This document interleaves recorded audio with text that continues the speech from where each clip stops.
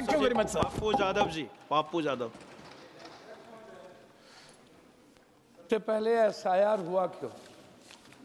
Complete confusing dangerous था ये। उन्होंने कहा कि एसआईआर 6 महीना पहले वोटर लिस्ट बने थे अध्यक्ष बहन, 6 महीने के बाद फिर निर्णय लिया गया एक नया वोटर लिस्ट बनो। क्यों?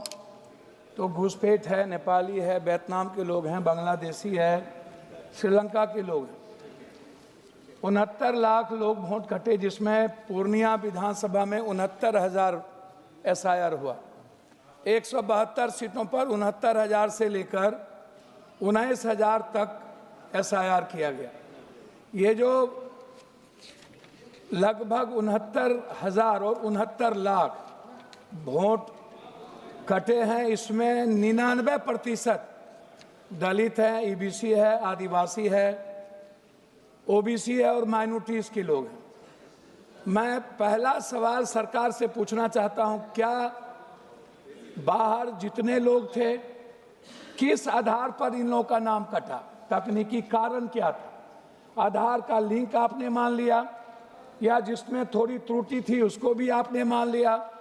बीएलओ और इनके पार्टी पदाधिकारी एक जगह बैठकर वोटर लिस्ट के आधार पर जो वोट लोकसभा के 24 में मापदंड तय किया कि ये कितना से हारे किस विधानसभा में, उसी आधार पर इन्होंने बिहार के एसआईआर को करने का निर्णय लिया। 2 वोट भी इनको नहीं मिले पूरे बिहार में जो रोहिंग्या थे, और ना ही कोई घुसपैठ थी। इन्होंने एक समाज और समुदाय वर्ग को इस घुसपैठ के नाम पर इतनी गालियां दी और इतना नफरत पैदा किया कि बाइफर्केशन करने की कोशिश नफरत के आधार पर किया, और वोट का आधार इन्होंने नफरत को चुना।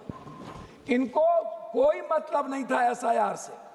सर, मात्र 6 महीना पहले हुआ। दूसरी चीज, सभापति महोदय, इनको लगभग 83.4% बूथ पर इनको बैलेट पेपर में हमसे कम वोट है। मतलब वोट है ही नहीं, 102, कहीं 60, कहीं 70 है। बैलेट पेपर पर हम चुनाव जीत जाते हैं और उसके बाद ईवीएम में ये चुनाव जीत जाते हैं। तीसरी चीज, सबसे बड़ी चीज जो है, आप इनसे एक बात पूछिए कि जो लोग बाहर थे उनका नाम इन्होंने किस आधार पर काटा? अच्छा, दूसरी सबसे बड़ी चीज क्या है, कई ऐसे हैं, लगभग पूर्णिया, सहरसा, सुपौल, मधेपुरा, किशनगंज, 40% परिवार का नाम इन्होंने काट दिया। 40%, एक भी नाम उसमें नहीं है। कुछ जगहों पर मर्द का नाम रहने दिया और महिलाओं का नाम काट दिया। कुछ जगहों पर महिलाओं का नाम रहा और मर्द का नाम काट दिया।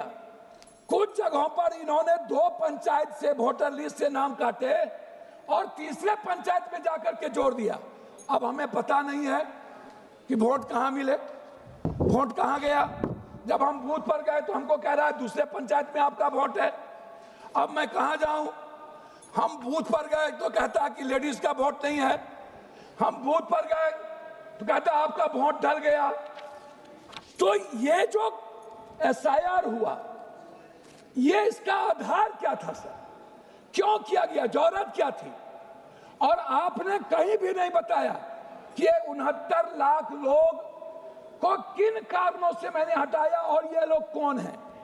आपने नाम नहीं दी, आपसे दस्तावेज में मांगे नहीं दिए, सीसीटीवी फुटेज मांगा गया नहीं दिया गया, हमारे लोग एप्लीकेशन दिए आपने नहीं लिया, हम नाम जोड़वाने के लिए गए नहीं जोड़े। बाद में आपने 15 दिन बाद पहले 69 लाख वोट काटने के बाद 23 से 27 लाख वोट आपने 1.2% मात्र दलित आदिवासी को आपने नाम जोड़ा। मैं कह रहा सर 2 मिनट मात्र। उसके बाद जनरल वोट आपने डाल दिया। वो वोट आया तो पंजाब से ले गए, हरियाणा से ले गए। आपने वो वोट दिया जोड़ा जो वोट इनके थे।